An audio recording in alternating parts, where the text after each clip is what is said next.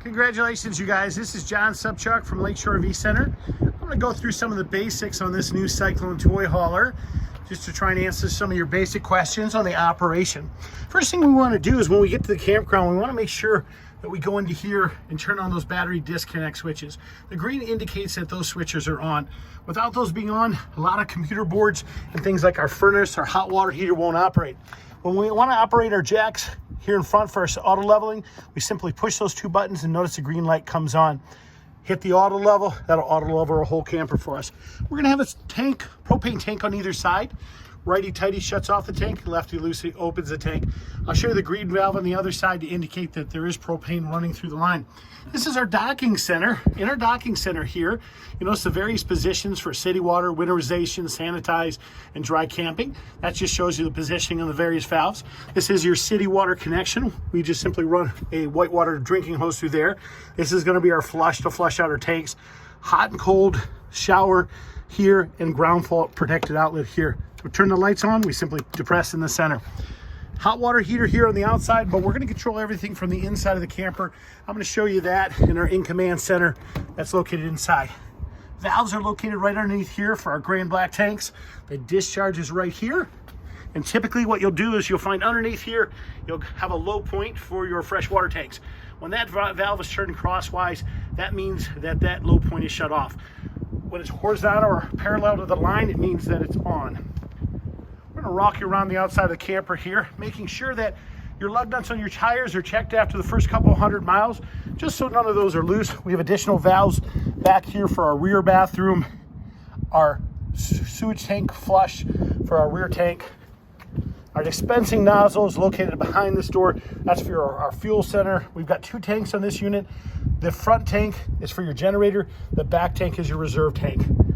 This turns on our fuel pump back here. We do have a 25-foot 50-amp power cord that does come with the camper, as well as the additional electrical adapters, which I'll plug in here. Our rear ladder on back. We do have to pull those two pins, excuse me, if we want to fold that down. This right here, we just flip open those latches, and then if we fold down our rear tailgate, if that's in a horizontal position, it means the cables are attached, and your patio you can assemble. Your steps for your patio are located in this lock compartment right here. I'm gonna walk you around to the front here, you guys, and then we're gonna go to the inside of the camper here in a quick second. This unit is equipped with the Canadian Arctic package.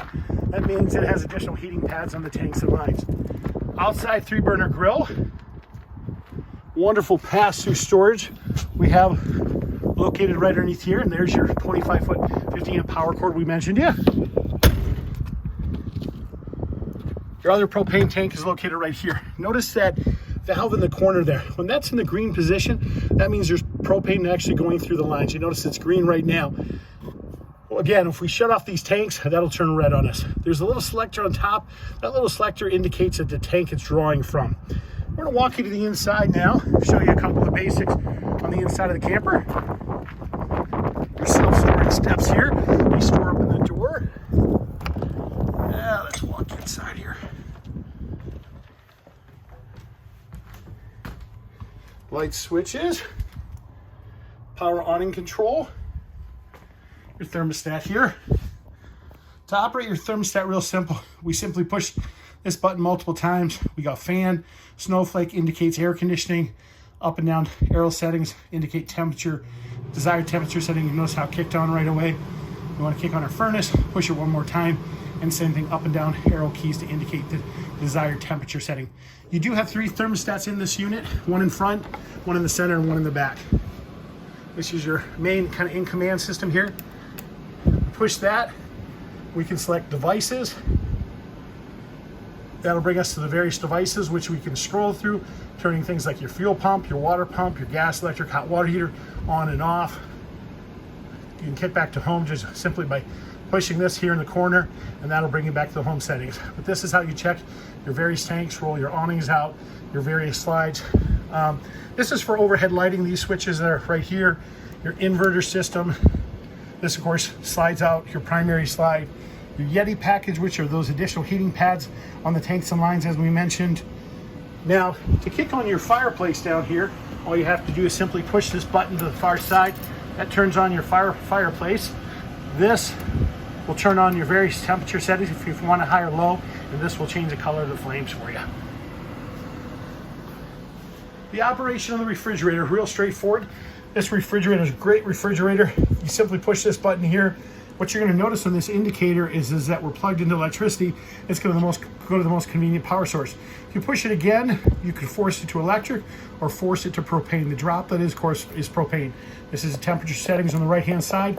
Recommend starting out with 8 to 9 to begin with. Freezer will get cold first, then the refrigerator will follow up the refrigerator.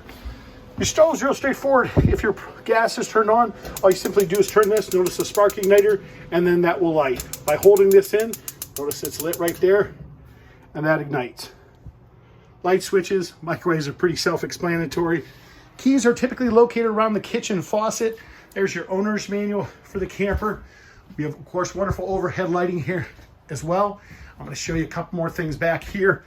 Back in our garage, we've got 2 power beds that go up and down. They're controlled by this switch right underneath here. This switch right here controls those.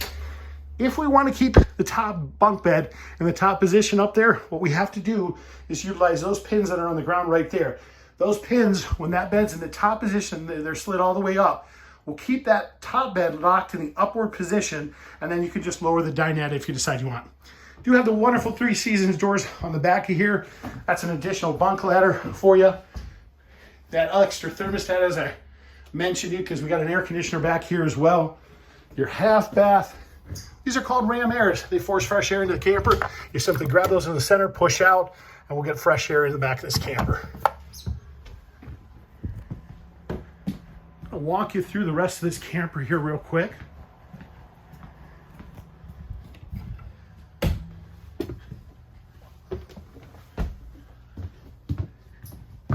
The angle of your bed is controlled by that control over there in the far right corner.